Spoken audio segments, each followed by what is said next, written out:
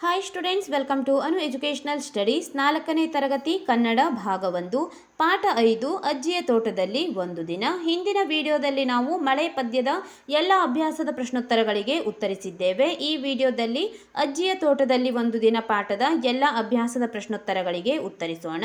ಇಲ್ಲಿ ಕಲಿಕೆಗೆ ದಾರಿ ಎಂದು ಕೊಡಲಾಗಿದೆ. ಈ ಬೆಳೆಗಳ ಹೆಸರೇನು ನಿಮಗೆ ಗೊತ್ತೇ? ಗುರುತಿಸಿ ಹೇಳಿ ಎಂದು ಕೊಟ್ಟಿದ್ದಾರೆ. ಇಲ್ಲಿ ಕೆಲವೊಂದಿಷ್ಟು ಬೆಳೆಗಳ ಹೆಸರುಗಳನ್ನು ನೀವು ಬರೆಯಬೇಕು. ಮೊದಲನೇ ಚಿತ್ರವನ್ನು ಗಮನಿಸಿ. ಇದು ಕಾಫಿ ಹಣ್ಣು ಆಗಿದೆ. ಕಾಫಿ ಹಣ್ಣು ಎಂದು ಬರೆದುಕೊಳ್ಳಿ. ಎರಡನೇ ಚಿತ್ರ ಟೀ ಎಲೆ. ಮೂರನೇ ಚಿತ್ರದಲ್ಲಿ ಅಡಿಕೆ ಮರದ ಚಿತ್ರವನ್ನು ಕೊಟ್ಟಿದ್ದಾರೆ. ಅಡಿಕೆ ಎಂದು ನೀವು ಬರೆದುಕೊಳ್ಳಿ. ನಾಲ್ಕನೇ ಚಿತ್ರದಲ್ಲಿ ಕೊಟ್ಟಿರುವಂತಹ ಬೆಳೆ ಜೋಳವಾಗಿದೆ. ಜೋಳ. ಐದನೇ ಚಿತ್ರ ರಾಗಿ. ಆರನೇ ಚಿತ್ರದಲ್ಲಿ ತೋರಿಸುವಂಥದ್ದು ಭತ್ತದ ಚಿತ್ರವನ್ನು ತೋರಿಸಿದ್ದಾರೆ. ಭತ್ತ ಎಂದು ಬರೆದುಕೊಳ್ಳಿ. ಇಲ್ಲಿ ಏಳನೇ ಚಿತ್ರದಲ್ಲಿ ಕಬ್ಬನ್ನು ಕೊಟ್ಟಿದ್ದಾರೆ. ಕಬ್ಬಿನ ಚಿತ್ರ, ಆದ್ದರಿಂದ ಕಬ್ಬು ಎಂದು ನೀವು ಬರೆಯಬೇಕು. ಎಂಟನೇ ಚಿತ್ರವನ್ನಾಗಿ ಮೆಣಸಿನ ಗಿಡದ ಚಿತ್ರವನ್ನು ಕೊಟ್ಟಿದ್ದಾರೆ. ಮೆಣಸು ಎಂದು ಬರೆಯಿರಿ.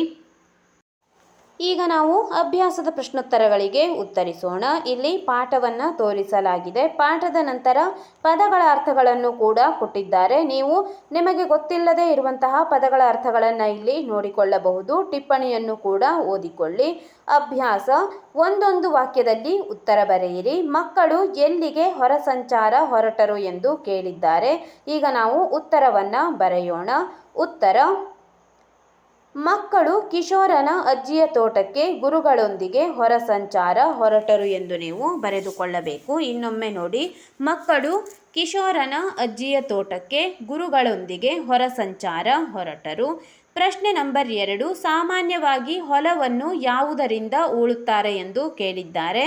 ಉತ್ತರ: ಸಾಮಾನ್ಯವಾಗಿ ಹೊಲವನ್ನು ಎತ್ತು, ನೇಗಿಲು, ನೊಗ, ಕೋಣಗಳನ್ನು ಬಳಸಿ ಉಳುತ್ತಾರೆ ಎಂದು ನೀವು ಬರೆಯಬೇಕು. ಇಲ್ಲಿ ಪಾಠದಲ್ಲಿ ಇದೇ ರೀತಿಯಾಗಿ ಕೊಟ್ಟಿದ್ದಾರೆ, ಆದ್ದರಿಂದ ಇದೇ ರೀತಿಯಾಗಿ ಬರೆಯಿರಿ. ಪ್ರಶ್ನೆ ನಂಬರ್ 3. ಎರೆಗೊಬ್ಬರವನ್ನು ಯಾವುದರಿಂದ ತಯಾರಿಸುತ್ತಾರೆ ಎಂದು ಕೇಳಿದ್ದಾರೆ. ಎರೆಗೊಬ್ಬರವನ್ನು ಎರೆಹುಳದ ಸಹಾಯದಿಂದ ತಯಾರಿಸುತ್ತಾರೆ. ಇಲ್ಲಿ ನಾವು ಉತ್ತರವನ್ನು ಬರೆದಿದ್ದೇವೆ. ಸರಿಯಾಗಿ ನೋಡಿ ಬರೆದುಕೊಳ್ಳಿ.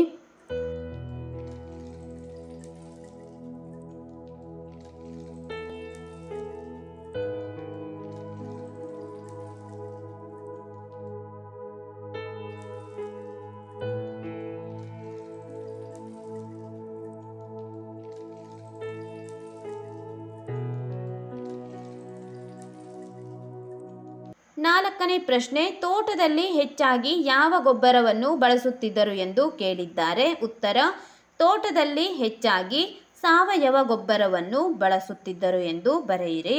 ಪ್ರಶ್ನೆ ನಂಬರ್ 5. ಶೀಲಾ ಅಜ್ಜಿಯ ಮನೆಯ ಅಂಗಳದಲ್ಲಿ ಯಾವ ಯಂತ್ರವನ್ನು ನೋಡಿದಳು? ಶೀಲಾ ಅಜ್ಜಿಯ ಮನೆಯ ಅಂಗಳದಲ್ಲಿ ಯಾವ ಯಂತ್ರವನ್ನು ನೋಡಿದಳು ಎಂದು ನಾವು ಬರೆಯಬೇಕು. ಶೀಲಾ ಅಜ್ಜಿಯ ಮನೆಯ ಅಂಗಳದಲ್ಲಿ ಗದ್ದೆ ಉಳುವ ಯಂತ್ರವನ್ನು ನೋಡಿದಳು.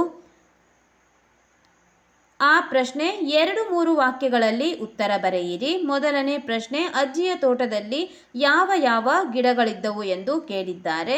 ಉತ್ತರ: ಅಜ್ಜಿಯ ತೋಟದಲ್ಲಿ ಬಾಳೆ, ಅಡಿಕೆ, ತೆಂಗು, ಕಾಳುಮೆಣಸು, ಕಾಫಿ, ಯಾಲಕ್ಕಿ ಗಿಡಗಳಿದ್ದವು ಎಂದು ನೀವು ಬರೆದುಕೊಳ್ಳಬೇಕು. ಸರಿಯಾಗಿ ನೋಡಿ ಬರೆದುಕೊಳ್ಳಿ.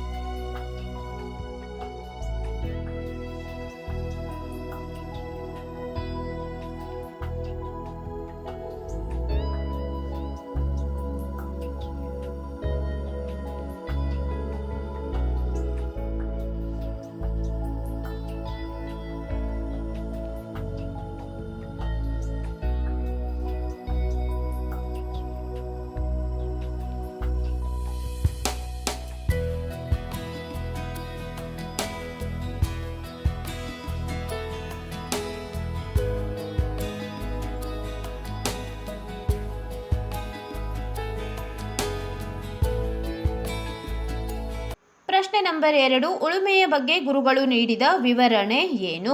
ಉತ್ತರ: ಹಿಂದೆ ನೇಗಿಲು, ನೊಗ, ಎತ್ತು, ಕೋಣ ಬಳಸಿ ಹೊಲ ಉಳುತ್ತಿದ್ದರು.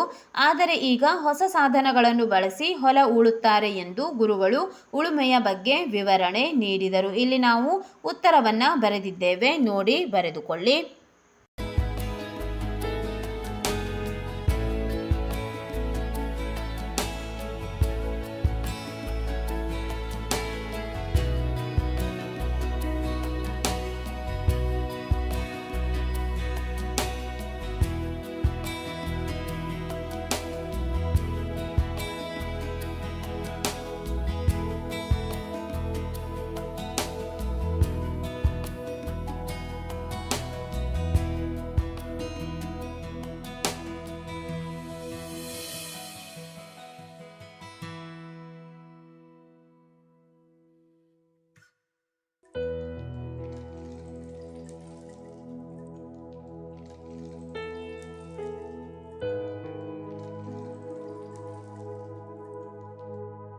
ಪ್ರಶ್ನೆ ನಂಬರ್ 3, ಇಂಗುಗುಂಡಿಯ ಪ್ರಯೋಜನಗಳೇನು? ಉತ್ತರ: ಇಂಗುಗುಂಡಿಗಳ ಮೂಲಕ ಮಳೆಯ ನೀರನ್ನು ಇಂಗಿಸಿದರೆ ಭೂಮಿಯಲ್ಲಿ ಅಂತರ್ಜಲ ಹೆಚ್ಚುತ್ತದೆ ಮತ್ತು ಬಾವಿಯಲ್ಲಿ ಎಂದಿಗೂ ನೀರು ಕಡಿಮೆಯಾಗುವುದಿಲ್ಲ. ಇದು ಇಂಗುಗುಂಡಿಯ ಪ್ರಯೋಜನವಾಗಿದೆ, ಬರೆದುಕೊಳ್ಳಿ.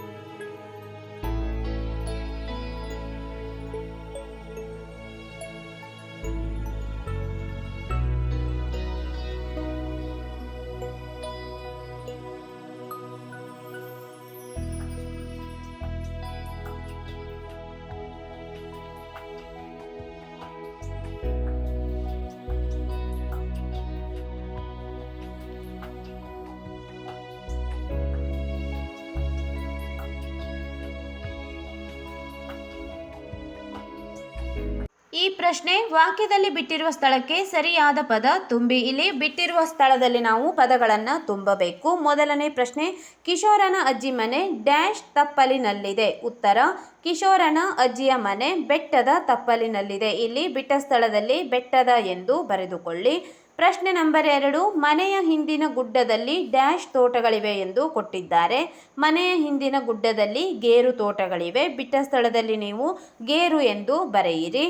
ಮೂರನೇ ಪ್ರಶ್ನೆ, ಮಳೆಯ ನೀರನ್ನು ಡ್ಯಾಶ್ ಮೂಲಕ ಇಂಗಿಸುತ್ತೇವೆ. ಮಳೆಯ ನೀರನ್ನು ಇಂಗುಗುಂಡಿಗಳ ಮೂಲಕ ಇಂಗಿಸುತ್ತೇವೆ. ಬಿಟ್ಟ ಸ್ಥಳದಲ್ಲಿ ಇಂಗುಗುಂಡಿಗಳ ಎಂದು ನೀವು ಬರೆಯಬೇಕು. ನಾಲ್ಕನೇ ಪ್ರಶ್ನೆ, ಅಜ್ಜಿ ಎಲ್ಲರಿಗೂ ಡ್ಯಾಶ್ ಹಂಚಿದರು. ಅಜ್ಜಿ ಎಲ್ಲರಿಗೂ ಗೋಡಂಬಿ ಹಂಚಿದರು. ಬಿಟ್ಟ ಸ್ಥಳದಲ್ಲಿ ಗೋಡಂಬಿ ಎಂದು ಬರೆದುಕೊಳ್ಳಿ. ಈಗ ನಾವು ಈ ಪ್ರಶ್ನೆ ಹೊಂದಿಸಿ ಬರೆಯಿರಿ, ಇದಕ್ಕೆ ಉತ್ತರಿಸೋಣ. ಹೊಂದಿಸಿ ಬರೆಯಿರಿ. ಅ ಮತ್ತು ಆ ಪಟ್ಟಿಯನ್ನು ಕೊಟ್ಟಿದ್ದಾರೆ. ಅ ಪಟ್ಟಿಯಲ್ಲಿ ಎರೆಹುಳ, ಕೋಕೋ, ತೆನೆ, ಮಳೆ ಕೊಯ್ಲು, ಹಟ್ಟಿ ಗೊಬ್ಬರವನ್ನು ಕೊಡಲಾಗಿದೆ. ಆ ಪಟ್ಟಿಯಲ್ಲಿ ಹೀರೆಕಾಯಿ, ಭತ್ತ, ಚಾಕೊಲೇಟು, ರೈತನ ಮಿತ್ರ, ಅಂತರ್ಜಲ, ಸಾವಯವ ಗೊಬ್ಬರ ಎಂದು ಕೊಟ್ಟಿದ್ದಾರೆ. ಈಗ ನಾವು ಅ ಪಟ್ಟಿಯನ್ನು ಆ ಪಟ್ಟಿಯೊಂದಿಗೆ ಹೊಂದಿಸಬೇಕು. ಎರೆಹುಳ ರೈತನ ಮಿತ್ರಕ್ಕೆ ಹೋಲಿಸಿ, ಏಕೆಂದರೆ ಎರೆಹುಳುಗಳನ್ನು ರೈತನ ಮಿತ್ರ ಎಂದು ಕರೆಯಲಾಗುತ್ತದೆ. ಎರೆಹುಳ ರೈತನ ಮಿತ್ರ. ಕೋಕೋ ಚಾಕೊಲೇಟು, ಕೋಕೋ ಹಣ್ಣಿನಿಂದ ಚಾಕೊಲೇಟನ್ನು ತಯಾರು ಮಾಡಲಾಗುತ್ತದೆ, ಆದ್ದರಿಂದ ಚಾಕೊಲೇಟಿಗೆ ಹೊಂದಿಸಿ. ತೆನೆ ಭತ್ತ, ಭತ್ತದಲ್ಲಿ ನಾವು ತೆನೆಗಳನ್ನು ಕಾಣಬಹುದು, ಆದ್ದರಿಂದ ಭತ್ತಕ್ಕೆ ಹೋಲಿಸಿ. ಮಳೆ ಕೊಯ್ಲು ಅಂತರ್ಜಲ, ಮಳೆ ಕೊಯ್ಲನ್ನು ನಾವು ಅಂತರ್ಜಲಕ್ಕೆ ಹೊಂದಿಸಬೇಕು.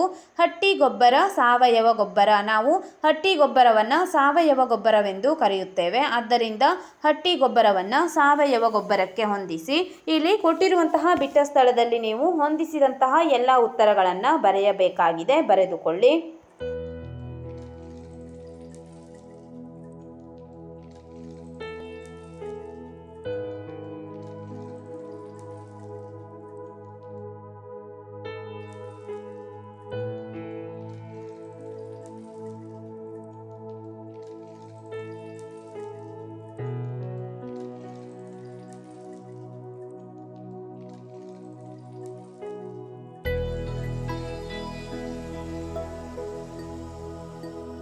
ಭಾಷಾ ಚಟುವಟಿಕೆ ಅ. ಕೊಟ್ಟಿರುವ ಪದಗಳನ್ನು ಸ್ವಂತ ವಾಕ್ಯದಲ್ಲಿ ರಚಿಸಿ ಅಥವಾ ಕೊಟ್ಟಿರುವ ಪದಗಳನ್ನು ಬಳಸಿ ಸ್ವಂತ ವಾಕ್ಯ ರಚಿಸಿ ಎಂದು ಕೊಟ್ಟಿದ್ದಾರೆ. ಮೊದಲನೇ ಪ್ರಶ್ನೆ ಕಿರುಚು. ಮನೆಯಲ್ಲಿ ಹಾವನ್ನು ನೋಡಿ ನಾನು ಕಿರುಚಿದೆ. ಇಲ್ಲಿ ನಾವು ಕೆಲವೊಂದಿಷ್ಟು ಸ್ವಂತ ವಾಕ್ಯಗಳನ್ನು ಕೊಟ್ಟಿದ್ದೇವೆ. ನೀವು ಬೇರೆ ರೀತಿಯಾಗಿಯೂ ಕೂಡ ಇಲ್ಲಿ ನಿಮ್ಮದೇ ಆದಂತಹ ಸ್ವಂತ ವಾಕ್ಯಗಳನ್ನು ಬಳಸಿ ಬರೆಯಬಹುದು. ಎರಡನೇ ಪ್ರಶ್ನೆ ಹೊರ ಸಂಚಾರ. ನಮ್ಮ ಶಾಲೆಯಿಂದ ಐತಿಹಾಸಿಕ ಸ್ಥಳಗಳಿಗೆ ಹೊರ ಸಂಚಾರಕ್ಕೆ ಹೋಗಿದ್ದೆವು. ಆರೈಕೆ. ನಮ್ಮ ಪೋಷಕರು ನಮ್ಮನ್ನು ಪ್ರೀತಿಯಿಂದ ಆರೈಕೆ ಮಾಡುತ್ತಾರೆ. ನಾಲ್ಕನೇ ಪ್ರಶ್ನೆ ಹುಲುಸಾಗಿ ಎಂದು ಕೊಡಲಾಗಿದೆ. ಸಾವಯವ ಗೊಬ್ಬರ ಬಳಸಿದರೆ ಹುಲುಸಾಗಿ ಬೆಳೆ ಬೆಳೆಯುತ್ತದೆ ಎಂದು ನಾವು ಬರೆದಿದ್ದೇವೆ. ನೀವು ಬೇರೆ ರೀತಿಯಾಗಿಯೂ ಕೂಡ ಇಲ್ಲಿ ಸ್ವಂತ ವಾಕ್ಯಗಳನ್ನು ರಚಿಸಿ ಬರೆಯಬಹುದು.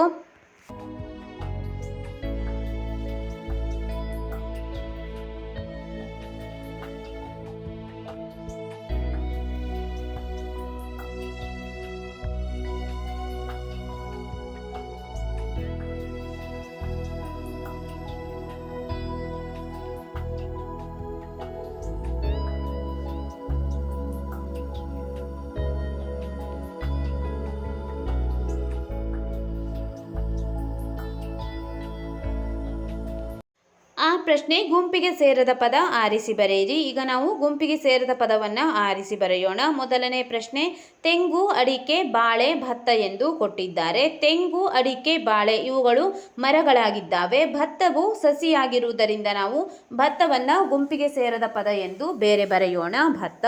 ಎರಡನೇ ಪ್ರಶ್ನೆ ಮೊಲ, ಹಂದಿ, ಮುಂಗುಸಿ, ಚಿಟ್ಟೆ.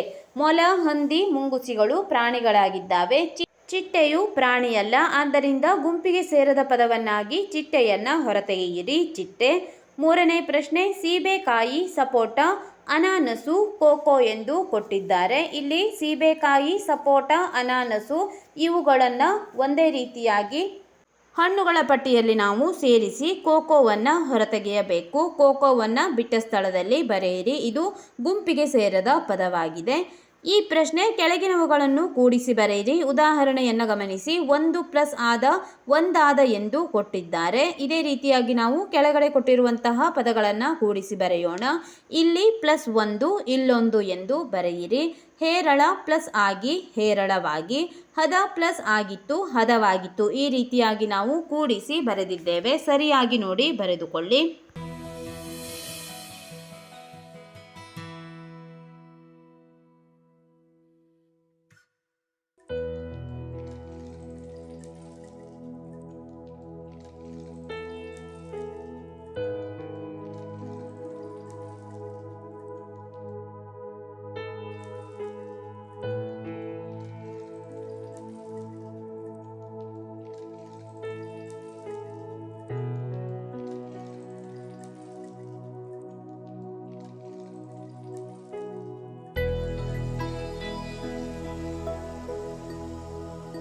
ಬಳಕೆ ಚಟುವಟಿಕೆಯನ್ನು ಕೊಡಲಾಗಿದೆ. ಅ.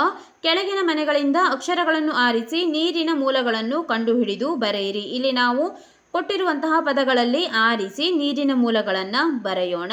ಇಲ್ಲಿ ನೀವು ನೋಡಬಹುದು ಕೊಳ, ಕೊಳವೆ ಬಾಯಿ, ಕೆರೆ, ತೊರೆ, ಹೊಳೆ, ನದಿ, ಸಾಗರ, ಸಮುದ್ರ, ಸರೋವರ, ಹಳ್ಳ, ಕಡಲು, ಮಳೆ ಇವುಗಳನ್ನು ನಾವು ಪದಗಳನ್ನು ಜೋಡಿಸಿ ವೃತ್ತದಲ್ಲಿ ಬರೆದಿದ್ದೇವೆ. ಇವೇ ಪದಗಳನ್ನು ನೀವು ಈಗ ಕೆಳಗಡೆ ಕೊಟ್ಟಿರುವಂತಹ ಬಿಟ್ಟ ಸ್ಥಳದಲ್ಲಿ ಬರೆದುಕೊಳ್ಳಿ. ಈ ರೀತಿಯಾಗಿ ನೀವು ಬಿಟ್ಟ ಸ್ಥಳದಲ್ಲಿ ಬರೆಯಬೇಕು. ಕೊಳ, ಕೊಳವೆ ಬಾವಿ, ಬಾವಿ, ಹೊಳೆ, ಹಳ್ಳ, ತೊರೆ, ನದಿ, ಸಮುದ್ರ, ಸರೋವರ, ಕಡಲು, ಮಳೆ, ಸಾಗರ ಇವುಗಳನ್ನು ನಾವು ಇಲ್ಲಿ ಕೊಟ್ಟಿರುವಂತಹ ಪದಗಳಲ್ಲಿ ಅಕ್ಷರಗಳನ್ನು ಜೋಡಿಸಿ ಕಂಡುಹಿಡಿದಿದ್ದೇವೆ. ಇದೇ ರೀತಿಯಾಗಿ ನೀವು ಕೂಡ ಬರೆದುಕೊಳ್ಳಬೇಕು.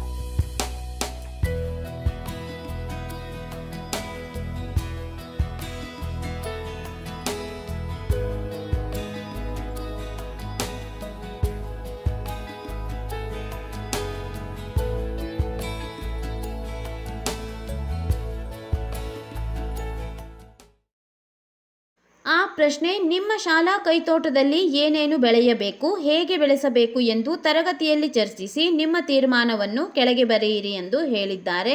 ಈಗ ನಾವು ತೀರ್ಮಾನವನ್ನು ಬರೆಯೋಣ. ನಮ್ಮ ಶಾಲಾ ಕೈತೋಟದಲ್ಲಿ ಹೂವಿನ ಗಿಡಗಳು, ಹಣ್ಣಿನ ಗಿಡಗಳು, ತರಕಾರಿ ಸೊಪ್ಪನ್ನು ಬೆಳೆಯಬೇಕು. ಮೊದಲು ಕೈತೋಟದ ಜಾಗವನ್ನು ಸ್ವಚ್ಛಗೊಳಿಸಿ ನೆಲವನ್ನು ಸಡಿಲಗೊಳಿಸಬೇಕು. ನಂತರ ಗಿಡಗಳನ್ನು ಬೆಳೆಸಿ ಪ್ರತಿನಿತ್ಯ ನೀರನ್ನು ಹಾಕಬೇಕು. ಆಗಾಗ ಸಾವಯವ ಗೊಬ್ಬರ ಹಾಕಬೇಕು ಎಂದು ನಾವು ಬರೆದಿದ್ದೇವೆ. ನೀವು ನಿಮ್ಮ ಅನಿಸಿಕೆಯನ್ನು ಕೂಡ ಇಲ್ಲಿ ಬರೆದುಕೊಳ್ಳಬಹುದು.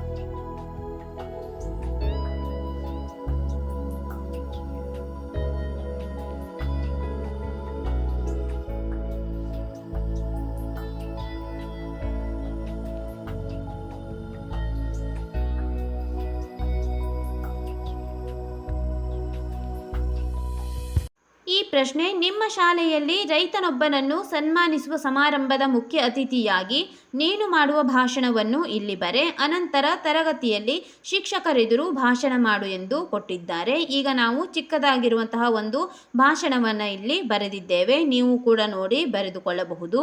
ವೇದಿಕೆಯ ಮೇಲೆ ಆಸೀನರಾಗಿರುವ ಗಣ್ಯ ವ್ಯಕ್ತಿಗಳಿಗೆ ಹಾಗೂ ಇಲ್ಲಿ ನೆರೆದಿರುವ ಎಲ್ಲರಿಗೂ ನಮಸ್ಕಾರಗಳು. ರೈತರು ದೇಶದ ಬೆನ್ನೆಲುಬು. ದೇಶದ ಅಭಿವೃದ್ಧಿಗೆ ರೈತರ ಪಾತ್ರ ಅತಿ ಮುಖ್ಯ. ರೈತರು ಶ್ರಮಜೀವಿಗಳು, ಆದರೂ ಅವರ ಆರ್ಥಿಕ ಪರಿಸ್ಥಿತಿ ಕಷ್ಟಕರವಾಗಿದೆ. ರೈತರು ಹಕ್ಕುಗಳನ್ನು ರಕ್ಷಿಸಿ ಅವರ ಸಮಸ್ಯೆಗಳನ್ನು ಬಗೆಹರಿಸಬೇಕು.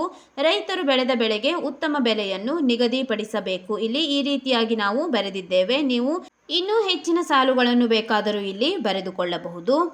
ಸರಿಯಾಗಿ ನೋಡಿ ಬರೆದುಕೊಳ್ಳಿ.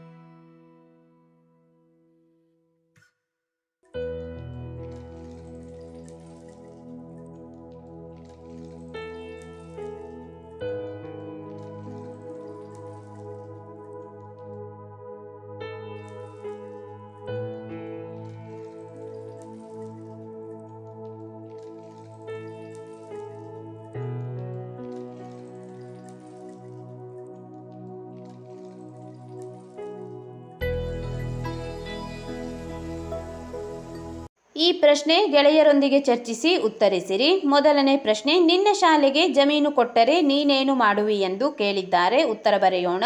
ನನ್ನ ಶಾಲೆಗೆ ಜಮೀನು ಕೊಟ್ಟರೆ ಶಾಲೆಯ ಸುತ್ತಲೂ ಗಿಡ ಮರಗಳನ್ನು ಬೆಳೆಸುತ್ತೇನೆ. ಮಕ್ಕಳಿಗೆ ಆಟದ ಮೈದಾನವನ್ನು ಮಾಡುವೆ. ದೊಡ್ಡದಾದ ಗ್ರಂಥಾಲಯವನ್ನು ಕಟ್ಟಿಸುವೆ. ಕಾರ್ಯಕ್ರಮಗಳನ್ನು ನಡೆಸಲು ಕಟ್ಟಡವನ್ನು ಕಟ್ಟಿಸುವೆ ಎಂದು ನಾವು ಬರೆದಿದ್ದೇವೆ. ಪ್ರಶ್ನೆ ನಂಬರ್ 2, ರೈತರು ಕೈ ಕೆಸರಾಗುತ್ತದೆ ಎಂದು ಸುಮ್ಮನೆ ಕುಳಿತರೆ ಏನಾಗಬಹುದು ಎಂದು ಕೇಳಿದ್ದಾರೆ. ಉತ್ತರ ಬರೆಯೋಣ. ರೈತರು ಕೈ ಕೆಸರಾಗುತ್ತದೆ ಎಂದು ಸುಮ್ಮನೆ ಕುಳಿತರೆ ಎಲ್ಲರೂ ಆಹಾರ ಸಿಗದೆ ಸಂಕಷ್ಟಕ್ಕೆ ತಲುಪಿ ಬದುಕುವುದು ಕಷ್ಟವಾಗುತ್ತದೆ. ಅಷ್ಟೇ ಅಲ್ಲದೆ ದೇಶದ ಆರ್ಥಿಕ ಪರಿಸ್ಥಿತಿ ಕುಂಠಿತವಾಗುತ್ತದೆ ಎಂದು ನಾವು ಬರೆದಿದ್ದೇವೆ. ಇಲ್ಲಿ ಕೊಟ್ಟಿರುವಂತಹ ಉತ್ತರಗಳನ್ನು ಸರಿಯಾಗಿ ನೋಡಿ ಬರೆದುಕೊಳ್ಳಿ.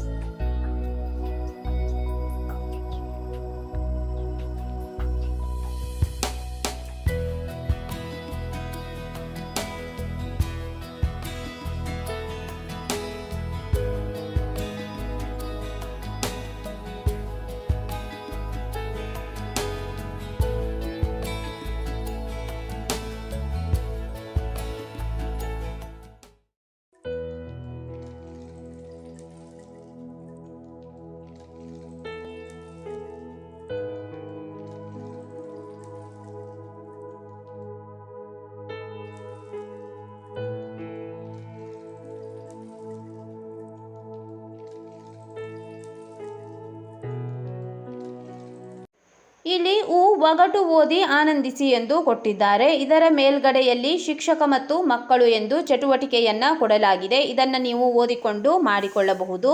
ಪ್ರಶ್ನೆ ನಂಬರ್ 1 ನೋಡಿ. ಇಲ್ಲಿ ಕೆಳಗಡೆ ಬ್ರಾಕೆಟ್ನಲ್ಲಿ ಹಲಸಿನ ಹಣ್ಣು, ತೆಂಗಿನಕಾಯಿ, ಮಲ್ಲಿಗೆ, ಏಲಕ್ಕಿ ಎಂದು ಒಂದಿಷ್ಟು ಪದಗಳನ್ನು ಕೊಟ್ಟಿದ್ದಾರೆ. ಇದರಲ್ಲೇ ನಾವು ಈಗ ಉತ್ತರವನ್ನು ಆರಿಸಿ ಬರೆಯಬೇಕು. ಮೊದಲನೇ ಪ್ರಶ್ನೆ ನೋಡಿ.